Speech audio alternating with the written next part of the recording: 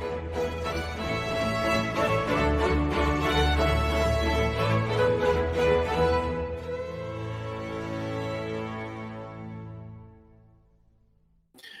ladies and gentlemen, and welcome to another episode of the Daily Friend Show. I'm your host, Nicholas Lorimer, and today I'm joined by Mr. Morris Ruitt once again. Morris, good to have you back on the show again. How's it, Nick? Thanks for having me. And we're also joined today by Mr. Michael Morris. Michael, how are you? How is Cape Town?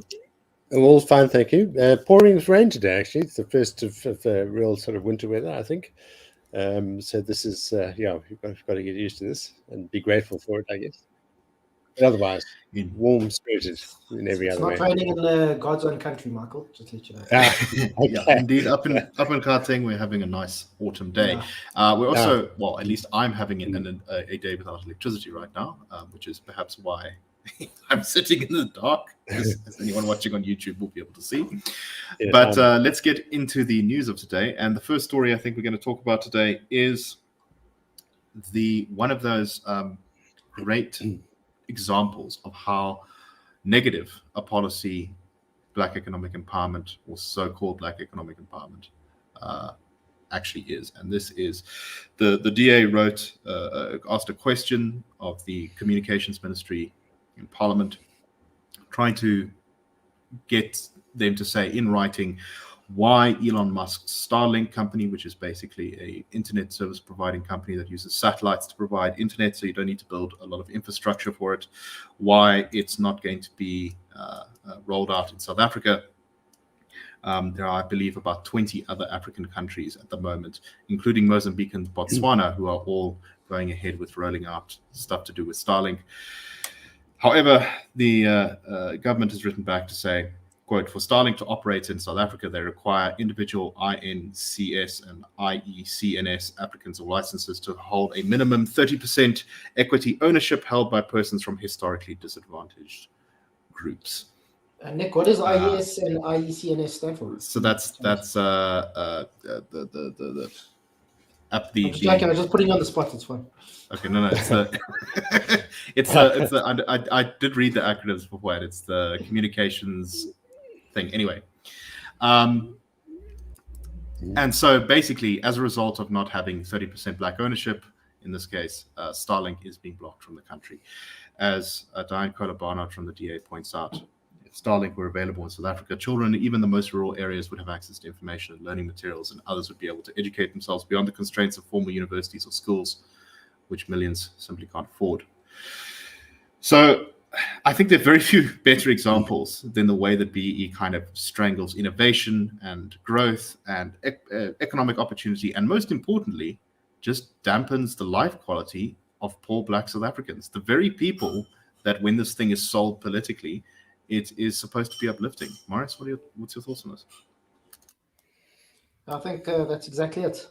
I mean, this would go away to actually empowering poor Black South Africans, not just poor Black South Africans, people in rural areas and so on. I mean, it's no exaggeration to say if you have a smartphone with an internet connection in your hand, you almost have access to just about some knowledge of some of human knowledge. You know, you can learn almost anything and, any information you want. And I think it's, the invention of the cell phone and smartphones and so on, and its expansion over the last 20, 30 years has been as revolutionary as the printing press and, all and the invention of writing and all that kind of thing. So I think, this is up there, and we're restricting people from being able to access this technology. And it's typical with BE. BE only helps a small connected elite. It doesn't help, people who are actually disadvantaged. BE doesn't help the guy selling coat hangers at the traffic lights. It helps a guy who's already connected, whether he was lucky enough to get decent education or connected through, to political elites or whatever the case is. And we've seen that, in any figures you want to look at, unemployment amongst Black South Africans remains extremely high, much higher than other race groups, especially white South Africans. We've also seen things like inequality increase since the end of 1994, but actually only amongst Black South Africans. Overall inequality has actually come down a little bit since 1994, and according to Stats SA. And inequality within race groups has gone down, except for amongst Black South Africans. And that's probably because most people are excluded from opportunities, and that's partly because of things like BE. So I think this is it's a microcosm of what's wrong with the BE policy. And yeah, I don't know one more you can say. Actually, it's it would change things for so many people who people in whatever living in Port St. John's with no access to anything. If they can get onto the internet and whatever, you would revolutionize people's education. People would probably actually also be able to start businesses and so on with cheap and pretty much freely available internet. But yeah, and also I mean there's a school of thought increasingly that access to the internet is a human right. I know that the Labour Party, when Jeremy Corbyn was running for Prime Minister in the UK, that was one of their policy in their manifesto. We can maybe disagree with that, but I think we're increasingly seeing that that people are starting to think about access to the internet in those kinds of terms. It's so it's sort of the defense kind of put up against the accusation here that BE is a problem. It seems to me a fairly weak one. It's kind of the claim that, well, how much would Starlink really change the situation, and surely we can get another company in there, and et cetera, et cetera, et cetera. But I think, Michael, that fundamentally misses the point, which is that a sort of ideological belief that we need to sort of enrich politically connected people because of the color of their skin is more important than actually improving the lives of ordinary people. What's your take on the story, Michael? Yeah, I absolutely agree with that, and for all the reasons I think also that Marius has set out. I think of that phrase that was common when the prospect of an internet world began to loom before us all in the early 90s, when it didn't really exist, but there was a sense that this was coming, and people would refer to the super highway, the super information highway, and that phrase has now got lost because people realize it's not, it's a multitude of paths and interconnecting pathways, and there's no major super highway, but in a sense that idea captured the possibility, and I think this is what is available here. It's not so much whether it's Starlink or somebody else, it's that you're limiting the scope for competition, the scope for enterprise, the vibrancy in the economy, simply by putting this kind of constraint, this kind of condition on a very important opportunity. You're saying it can only happen if this really quite limited condition pertains, and it's limited to, as Marius has said, people either politically connected or already have cash and can exploit, already have considerable resources and can exploit the opportunity based purely on what they look like. And that comes at a huge cost to the greater economy, not quite aside from the very considerable cost, as you say, Nick, to poor black people or people living in rural areas who deserve every opportunity they can to get into the kind of modern life and connect with the world and all the opportunities there. But the rest of the economy is also profoundly affected by this, in the reduction of opportunity and vibrancy and competition and so on. One thinks of all the companies that would conceivably feed into a Starlink presence in South Africa and Africa.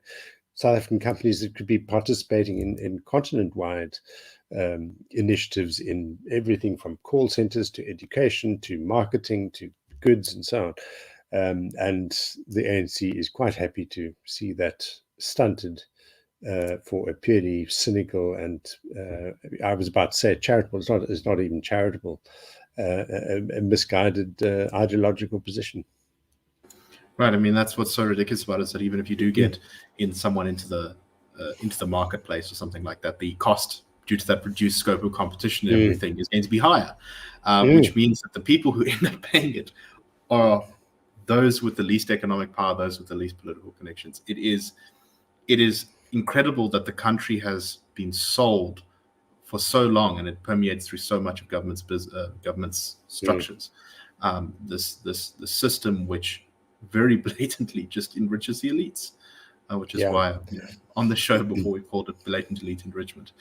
Marius, any final thoughts now before we? Sorry, go ahead, Michael. No, I'm sorry. I was just going to add one other thing. A colleague of ours in the Daily Friend, a regular columnist, Sean Hagedorn, has often written about something which is almost counterintuitive, where he says that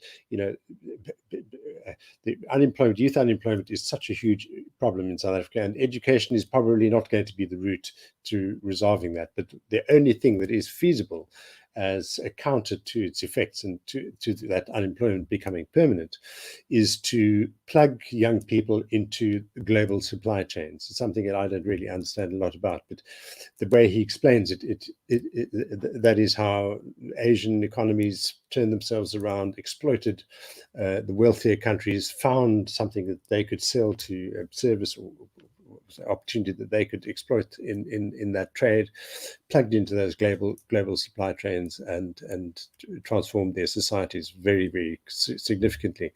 And this is exactly the kind of thing that would be a very useful tool in that kind of process, I think. Morris, any final thoughts before we move on? Not really, but I mean, it's all you can say is nobody should be surprised at this. This is typical, there's something that could actually change people's lives for the better, but have to make sure that the correct ANC cadres have their fingers in the pies, which don't want to allow us to do that. No, definitely. I apologize if you hear meowing in the background. Our cat has decided that it's very important right now to talk to me. Anyway, let's move on to our next story. And this is, I think, an interesting little data point for considering the state of the country. And this is the number of dollar millionaires in cities around Africa and indeed in South Africa. So a dollar millionaire is basically if you take someone's wealth and you convert it into US dollars, are they a millionaire? So in other words, as a South African, you need to have about 18.5 million rand to be able to be a dollar millionaire. Well, a study done by the world's wealthiest, a study published by the international investment migration firm from Henley and Partners called The World's Wealthiest Cities, looked at the number of dollar millionaires in various cities around the world. And probably to no one's surprise, Johannesburg leads the pack in Africa and South Africa, having 14,600 dollar millionaires, as well as $2 billionaires and 30 people with over $100 million in assets. But what was interesting to me is how far behind some of South Africa's other cities are. And so the second place on the African continent is Cairo, with $7,400 millionaires, so half of Johannesburg. And just behind Cairo is Cape Town. And I think there's a number of interesting things to take from this. One is that, you'd actually, I was expecting a much higher number for Cape Town because it has this sort of fantastic, beautiful beachfront and this great, it's this great tourism city. It's this very beautiful place. It's a very nice place to live. And yet it's still very far behind Johannesburg in attracting these sort of super wealthy people who, of course, often pay taxes of enormous amounts and are potential investors and that kind of thing. But also that Johannesburg, despite its kind of mismanagement and despite its relative decline, I would say, has maintained its place very much as the kind of beating heart of the finance, the money in our country. Michael, what do you make of this story? It is very interesting. I was just thinking, when I grew up in Kimberley, so midway between, more or less, between Cape Town and Johannesburg, and although I have a loyalty to Cape Town, it's not a kind of diehard loyalty. But thinking back to my late teens, as you were getting towards the end of high school and thinking about studying and so on. The option was always to kind of move away, and it was either Cape Town if you were maybe going to study at UCT or do something in the humanities, but if you were remotely interested in business and any of that kind of hard stuff, Joburg was the mecca, and that's where people went. And I've had this sense, in fact, ever since, of perhaps the difference between Johannesburg and Cape Town, and you see it to be perhaps unfair to born bred Cape Townians, but you see it also in people who've come from Gauteng to the Cape. Is what I think defines Johannesburg very much is a kind of can-do spirit. It's that It's a very driven kind of place. That's my sense of it, as more or less as an outsider. Whereas there is maybe a contentedness and an element of complacency about Cape Town. And I don't know whether that's entirely fair in suggesting that this is why the figures are as they are. One of the key things, of course, is that Cape Town has never really had any major resource, no mining, no sort of major raw material export industry apart from food. Fruit is obviously a big thing, fruit and wine. And that's, I think, changing as the nature of the economy changes. The service industry is very big. I think banking and insurance are probably bigger here. But there is nevertheless that quality. It's something else. It's a quality of a place, which perhaps arises from its origins. Being, Johannesburg is kind of can-do place where you make yourself what you want to be, and it just takes effort and ambition and drive. So maybe that's the what lies behind the number. I think it also does something to kind of explain where, why South Africa proves to be so resilient, which is there's actually a lot more inertia in these things than we think. If you're someone with that amount of money, why would you want to stay in Joburg unless it was a place where there was already a lot of stuff set up? I mean, I'm sure a lot of these people do have second homes or third homes or whatever in nicer holiday places, but still, Joburg is not the greatest place to live, especially at the moment. It's got lots of municipal problems. It's quite dirty. It's not something one would pick, and yet it maintains this kind of strength. Interestingly, however, and this is probably not atypical, but when you consider the size of Johannesburg, it does present a sort of quite interesting picture of the city, which is that you've got basically three suburbs: Hyde Park, Nyanda, and Sandhurst. Those three suburbs hold a majority of these high net worth individuals. Morris, what do you make of this story? Yeah, so just when you're saying a lot of people don't move to, or Joburg's got more millionaires than Cape Town, I think one of the issues is that despite Cape Town's, its great natural beauty, the city itself is, a nice city, lots of stuff to do. It's just chock full of Cape Townians. So I think that's probably stopped a lot of people from wanting to go there. But jokes aside, sorry, I was going to say some of my best friends are Cape Townians, but that's a lie. I've met some nice Cape Townians. So I consider you a friend, Michael, but you're actually from Kimberley, so I don't know if I can count you. So, but I think what we'd also have to look at, though, is what these kind of numbers looked like 5 years ago. Because I think anybody who's from Joburg, and you're also from Joburg, Nick, you'll know, I'm sure you've got lots of friends and family who've left Joburg either for overseas or, for the Cape. I mean, my brother moved out to the Cape in 2021. So, and we all know people that have left. And I was in the Melville on Saturday. And I must say the place was looking, it's a place that because I went to university at the old RAU. So Melville was a place I used to go to a lot, and I've still over years gone there. And it was looking very decrepit. Probably 1 in every 3 shops was boarded up. But that said, then I went to Parkhurst after that, and that was pretty lively, and it was looking pretty good. So these things also go through dips and troughs, but I don't think anybody could disagree that Joburg is in probably not such a good state at the moment. But it's, as I say, these things also have inertia, and I think there's a lot of people who love Joburg, a lot of people who still want the city to succeed. And it's just sort of going to politics for it. We've seen all these coalition issues in places like Joburg and Tshwane and Ekurhuleni, but this is also, it's part of the growing pains of democracy. We're moving into an era now of coalitions. Soon South Africa's going to be governing coalition, and something we're going to have to get used to. And I think it's just, we're moving now. This is kind of another transition for South Africa, moving from, we had the transition in 1994, we moved from apartheid to democratic states. Now we're moving from where one-party dominant states to one where there's real contestation of political positions. And unfortunately, I think we've seen that parties like the ANC and the FF aren't worried too much about actually getting Joburg working, but getting their hands into the cookie jar and so on. But and also with all these things, anything can be turned around, but you need political will, and it takes hard work. It's not just something you can wish into being. So it's something that'll have to happen. Lots of places have turned themselves around, but it takes a lot of hard work. And just, we've also seen a lot of places now choosing Cape Town as their South African headquarters instead of Joburg. I think Amazon is one of those.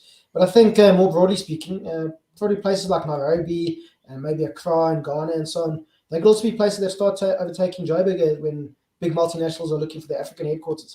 And we have an ex-colleague, David Nsaro, who was recently in Nairobi, and he told us about his experiences. And he was saying, Nairobi's really got to feel like can-do feels like a city on the move, kind of the opposite of Joburg at the moment.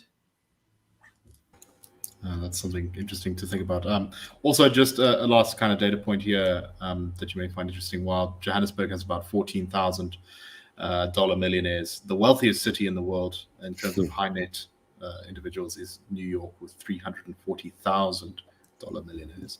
Can I just make one more? Sorry, Nick. I know there's also a lot of resentment from Cape Townians towards Joburgers, and it's because Joburg was founded 230 years after Cape Town. We overtook them in about 10 years, and they're still trying to catch up with us. So I think that's also a thing that makes.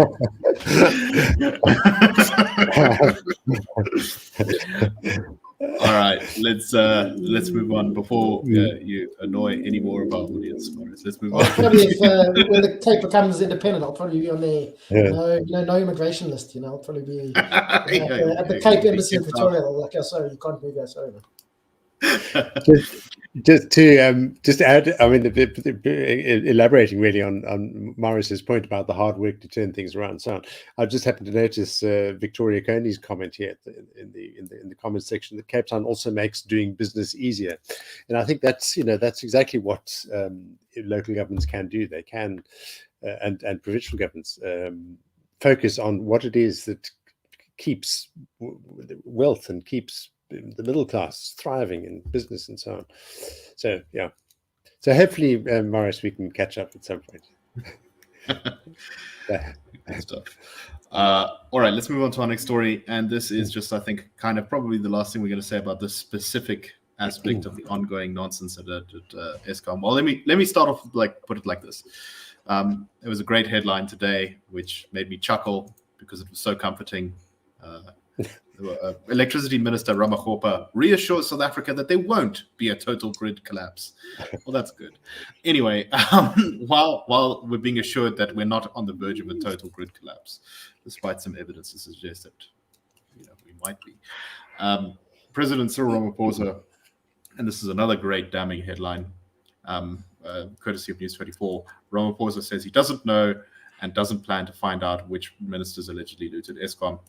And this is taken from a statement from Ramaphosa. He didn't say that directly, but he said something along the lines of, look, when Andre de Ruyter made those allegations about ministers and senior people in government being possibly implicated in corruption, he didn't lay a proper criminal complaint with the police. And, we're not really going to take it seriously unless he brings us a whole bunch of evidence. And so, as Ramaphosa said, I was not briefed about the identities of the people who were allegedly involved in cartels in Eskom.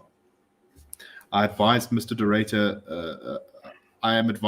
Ruyter is a person that holds a position of authority as Chief Executive Officer of Eskom and therefore bears a duty to report corrupt transactions to any police official.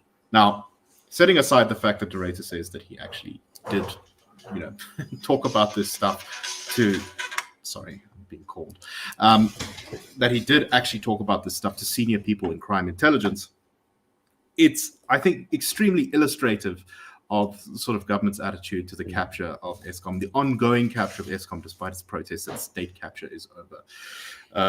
To get all sort of very technical the moment that there's very damning corruption allegations made by the former CEO, to sort of say, oh, look, it's his responsibility, it's not us, and he's making things up, and how do we even know there's really corruption at senior levels, blah, blah, blah, blah, blah. Just indicates what we've seen from Ramaphosa about this whole crisis, which is kind of, I think, a general lack of seriousness. Morris, what do you make of this? But is anybody surprised? I mean, President Ramaphosa's pretty much had a lack of urgency with just about anything. It's like, he's moving through molasses, basically, to get anything done. Everything moves at like a snail's pace, and this shouldn't surprise anybody. And except pushing de Ruyter out of Eskom, that happened very quickly. yeah, but that was also because Andre de Ruyter was obviously getting, starting to disrupt the criminal networks and other patronage networks that were had Eskom in script. So this is pretty much dog bites man story. I think, nothing much is happening. Nothing's really going to get fixed. I think maybe we'll start seeing some real urgency when the ANC actually realizes that there isn't any electricity, there's a real chance that they're going to get. They're going to get a bit of a hammering at polls next year.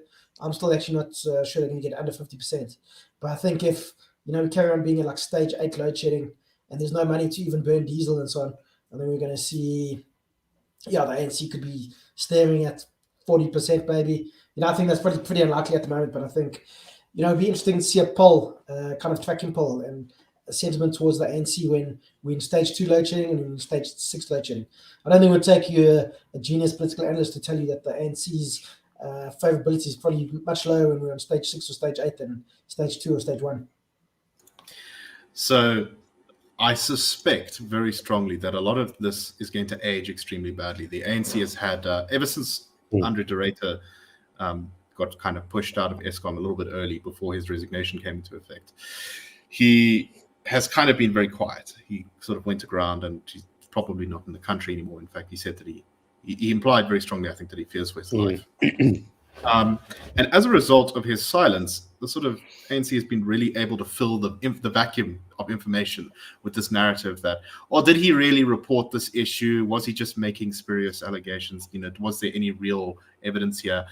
And I believe that Andre de Ruyter is very shortly going to give testimony before the Standing Committee on Public Accounts, SCOPA, in Parliament, where I suspect the ANC will demand that he supply this evidence.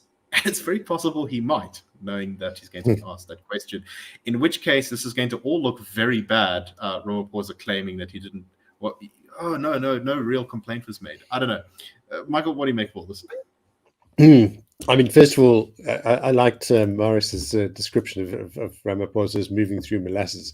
It's this kind of very sluggish, loping sort of movement. It takes us nowhere. But how extraordinarily unnerving that he can simply say that it's not his business. Essentially, that's really what he's saying. It's between de Ruyter and the cops, and if he hasn't done that, well, I as the president, I have no particular reason to be concerned. That's essentially the gist of what he's acknowledging, and that's very worrying. But true to form, as Morris said, this is what we've actually come to expect. It always amazes me, and I still meet people just the weekend at dinner party who just still love Ramaphosa. They still think he's the best, or he's the best of a bad bunch, and they just don't see this. But anyway, I think history is going to deal with the ANC, and we unfortunately have to deal with the consequences, which is a pity. But certainly it'd be very interesting to see next week when de Ruyter does appear before SCOPA, what emerges then. Morris, do you think we're going to get another cycle of embarrassment for the government when de Ruyter appears before SCOPA? Or do you think they'll somehow manage to turn it around and pin everything on him, as they've been trying to do, I think, for the past month or so? I think it's going to be a bit of both. I think there's going to be more revelations and pretty much stuff that the government can't refute, but then they'll attack de Ruyter for his race and for imagined ideological beliefs that he has. I'm pretty sure I saw Thabo Mbeki say the other day that Andre de Ruyter was a terrible right winger and all this kind of stuff. No real evidence of it. There's other things you can criticize de Ruyter on. He wasn't the best CEO of NAMPAC, I believe, and he probably made some mistakes when he was running Eskom. But they won't be able to really nail him on any of the substance, I don't think. And they'll try though. And as I said, they're going to so that terrible white man in charge of it. Of course, he wants to make embarrass a black-leg government and all this kind of thing. Yeah, but I don't think. It's so predictable now. It's actually South Africa's never boring, but it's also actually boring because we all know what's going to happen. Nothing really changes. I think on that last point, the boringness is in the major headlines. I kind of always guess what all the political figures are going to say, but it's in the small stories that South Africa remains a very fascinating and amusing place with all sorts of wacky shenanigans. And I will still maintain that for me, the most hilarious and also slightly depressing story of this year was the fiasco with the mayor of Tshwane from Cope, who lasted about, what was it, a week or something. Anyway, that's all the time we have for today, I'm afraid. I would also implore all of our kind of regular listeners, if you're not someone who reads the dailyfriend.co.za, please do check it out. It's a great place where you can get opinion pieces every day, just talking about stuff going on in the country. We often have some interesting stuff there. There's, of course, this podcast. That's our base. And it's just a great website to get a little bit of a different take on what's going on in the country and indeed in the world in general. All right. Thanks very much, everyone. And we will, of course, see you next week on the Daily Friend Show. Cheers, everyone. Have a great weekend.